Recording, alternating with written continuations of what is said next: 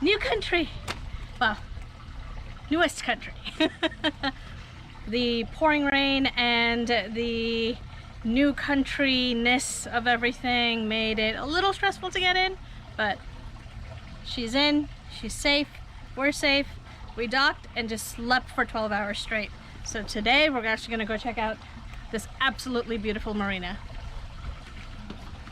So this is Blue Haven Marina. It's basically right as between the islands as you're coming in. So lots of current here. We could anchor out around it, but the marina itself is beautiful. We decided we could use a break from all the travel we've been doing. So far, there are tons of huge boats here. I think Turtle might be the smallest one, and it's really easy access to town. We're going to rent a car and check out the island. The really cool thing about this marina is that it's not just the marina that we have access to.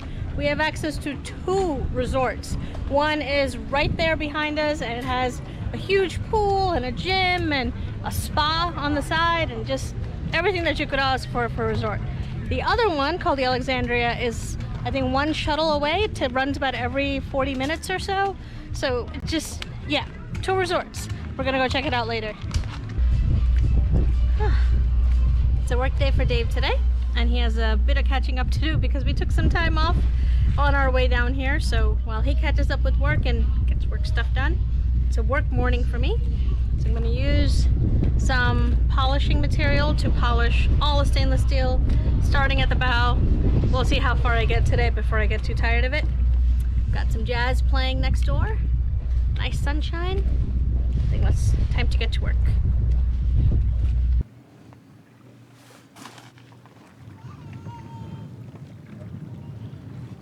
How is it going out here?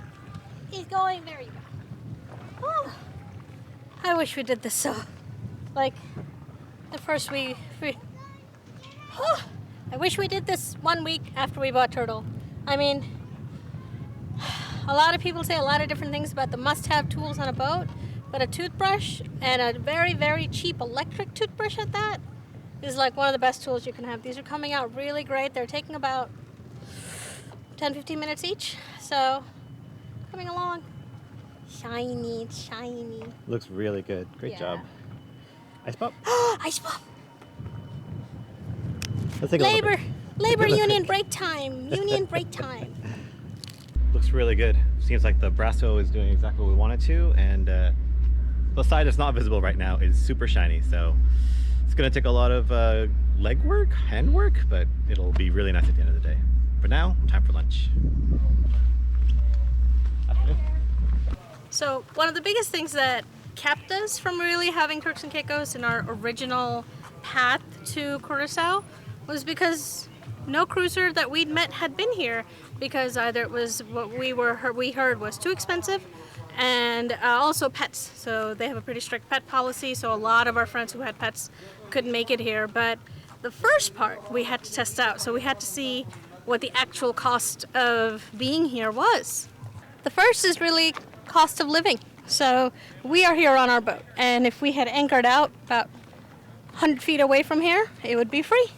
And we could dinghy into the marina and rent a car and do whatever we want.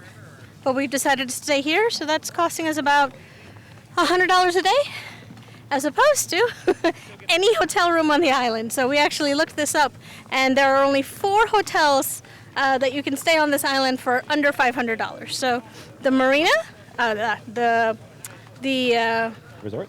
The resort, thank you. The resort, if you stay at the resort, the Blue Haven resort that's the closest to us, to have this exact same experience we're having, plus, of course, all-inclusiveness, it's $950 a night. So, little different. We're getting to experience most of that by having our boat here and having our own bed and blanket and kitchen and everything. So I think we win. But yes, definitely housing, as in a place to stay and sleep, very, very expensive. Really glad we splurged on a car so we could actually see the whole island. It's like half an hour drive to like the furthest point, but I think if we were trying to walk, it would just be impossible to see all the places we've been to so far. And I think we would have really just spent all of our time at the marina. So yeah, it's been great to be able to see the whole island. How's left-handed diving for you? Not bad at all. Got really used to it very quickly. The car rentals are actually not that bad. We're paying about $50 a day to rent it for about 5-6 days. And the marina costs are really not that bad. That's about $100 a day for the 6 nights that we're here. So the costs are not as prohibitive as I think a lot of people had as assumed about Turks and Caicos. So very, very happy to discover that. Breakfast, we're here with Tribe, which is actually like a conscious kitchen bakery. And they have, I think, the biggest chocolate croissant I have ever seen.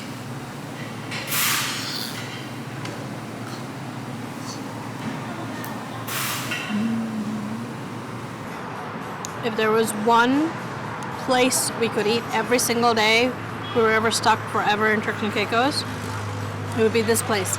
Chinson's. It has some of the best curried goat and jerk pork we've ever had. And oh, a little bit of flies, but so good. So soft, so tender, and we've already been here 3 times, so trust me, we know what we're talking about. This is one of the things that we've been the most excited about the Caribbean, is all the Caribbean food. So, time to dig in. Like, look how soft it is. Come in. Take a look. Look at that. Look at that fall apart action right there.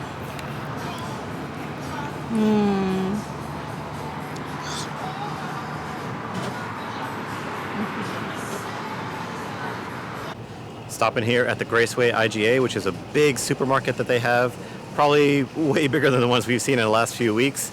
Prices here are definitely, like, for us, US prices, and have more than enough things that we're going to need to stock up for this trip. So get all that done, we'll be fully provisioned for our trip over to the BVI.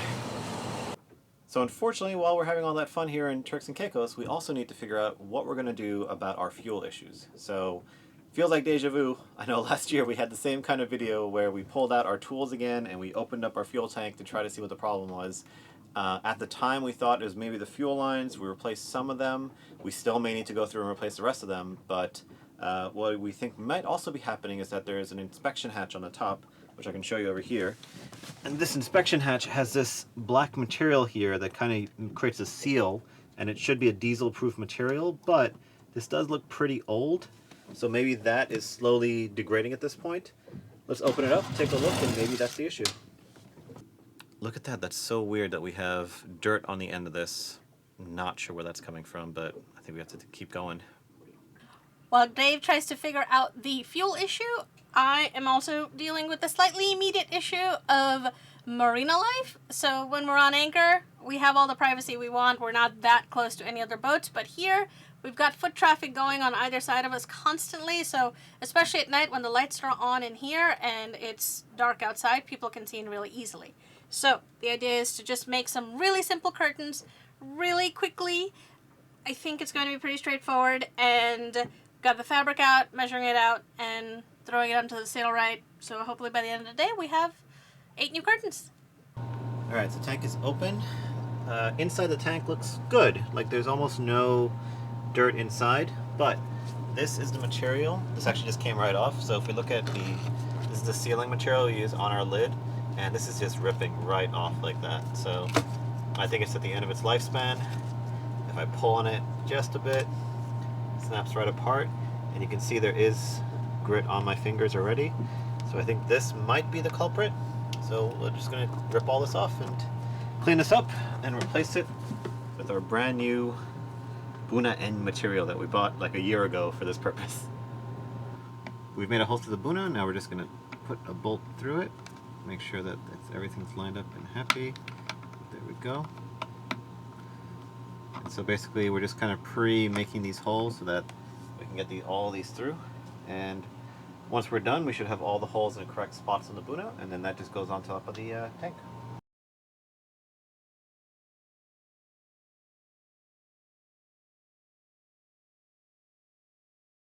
So not to focus too much on the details of what the actual issue was. I am totally fine now, but we've had enough medical issues on the channel, so what I'd really like to focus on is what the experience was of being a patient here.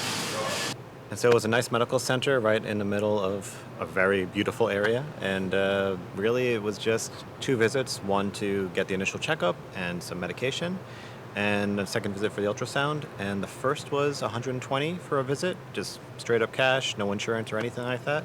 The second was also $150. So, you know, by my standards, where back in the US it feels like that's a lot of money, sometimes it's a lot more than that for a simple visit. For me, that was totally affordable, and given where we are, made total sense. So, yeah, overall, I would say I was very positive on the experience. I thought it actually went very smoothly, considering we were just meeting a doctor for the first time and getting these procedures done elsewhere. And I would highly recommend it. So another cost is appliances. So our little stick blender has had its last blend, so we need a blender. So it's a nice time to find out how much is it to go into a store and buy a regular appliance for your kitchen. Well, we're actually a little spoiled for choice, which is nice. We've got there's a lot of brands that I recognize, like Black & Decker. So there's the stick blender that we had before, which is $42. So it's comes with its little bottle that you can stick blend into. I think the thing that caught my eye was a little magic bullet. I think it's super cute, and it's small.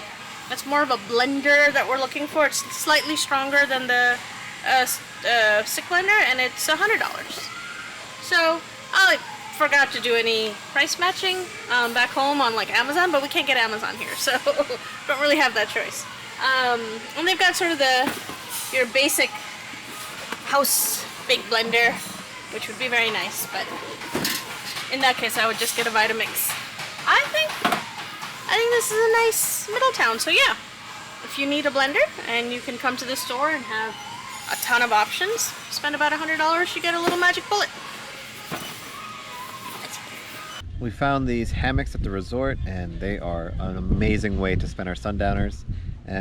We've really just enjoyed our time here. We hope that we get another weather window, but until then, we're going to continue to spend our time here in TCI. The costs have been really reasonable compared to what people told us. The people are super friendly that we've met, and just everything about it has been kind of what I pictured in my head when I thought about a beautiful Caribbean island. So, final verdict, highly recommend cruisers come here and check it out.